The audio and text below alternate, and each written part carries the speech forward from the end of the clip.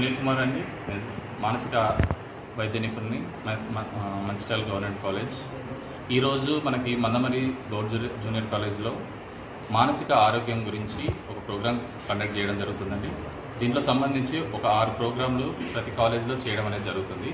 దీంట్లో మానసిక ఆరోగ్యంతో పాటుగా పర్సనాలిటీ కానీ, వాళ్ళకి సంబంధించిన మోటివేషన్ కానీ, మానసిక వ్యసనాలకు సంబంధించి కానీ, దాంతోపాటుగా వీళ్ళలో ఉన్న చిన్న చిన్న మానసిక సమస్యల గురించి కానీ, దాంతోపాటు వాళ్ళకి సంబంధించిన పేరెంట్స్ని కూడా పిలిచి వాళ్ళకి కూడా కాస్త అవగాహన కల్పించడానికి కంప్లీట్గా ప్రోగ్రామ్ చేయడం అనేది జరుగుతుందండి.